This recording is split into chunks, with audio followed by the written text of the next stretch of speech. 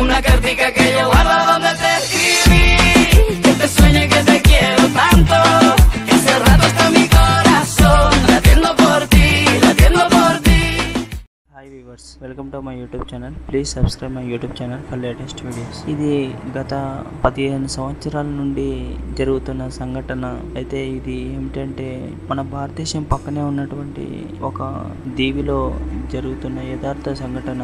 అయితే ఏమిటంటే గత 15 సంవత్సరాల నుండి ఆ దీవికి ఎవరు వెళ్ళినా కానీ మృత్యువాత పడుతున్నారు. అయితే అక్కడ ఏం జరుగుతుంది అన్న సమాధానం ఇప్పటి వరకు ఎవరికి తెలియడం లేదు. అయితే చాలా వరకు అక్కడికి భారతదేశం నుండి పోలీసులు కూడా వెళ్ళి సర్వే చేయగా వెళ్ళిన పోలీసులు కూడా చాలా వరకు అక్కడికక్కడే మరణించడం జరిగింది. అయితే ఇది చాలా సంవత్సరాల నుండి ఇది సమస్య అలాగే ఉండిపోయింది. అయితే యాక్చువల్గా జరుగుతున్న అక్కడ సంఘటన ఏంది అని భారత ప్రభుత్వం తెలుసుకోవాలని అనుకుంది. అయితే అప్పుడు నావీ బృందం వారు రంగంలోకి దిగి తెలుసుకున్నది విషయం ఏమిటంటే అక్కడ ఆ దీవిలో ట్రైబల్స్ నివసిస్తున్నారని వాళ్ళకు అవగాహన వచ్చింది. అయితే ఆ దీవిలో ఎవరైనా వెళ్ళి ఉండడం అనే సమస్య ఉండదు, ఎందుకంటే ఆ ట్రైబల్స్ ఎవరిని అలో కూడా చేయరు. సో భారత ప్రభుత్వం వారితో మాట్లాడడానికి ఎన్నో ప్రయత్నాలు చేసింది, కానీ వారు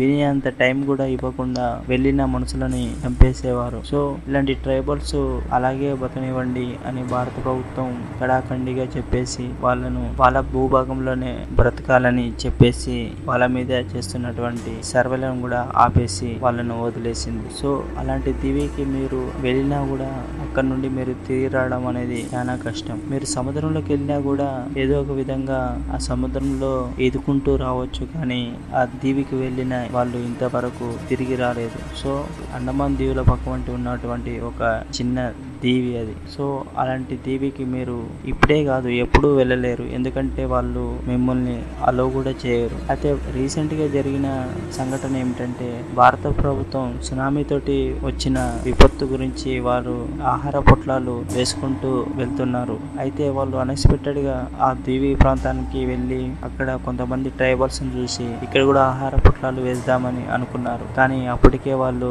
ఆ హెలికాప్టర్ పైకి వాళ్ళు బాణాలు వేయడం మొదలు పెట్టారు. వాళ్ళు త్రుటిలో తొందరగా తప్పించుకొని మళ్ళీ వెనుతిరిగి వచ్చారు. సో అలాంటి డేంజరస్ అయిన దీవి అది. సో అలాంటి దీవికి మనము ఎప్పుడూ వెళ్ళలేము. సో వ్యూవర్స్, తెలిసింది కదా ఆ దీవి గురించి. Thanks for watching. Please subscribe my YouTube channel for latest video.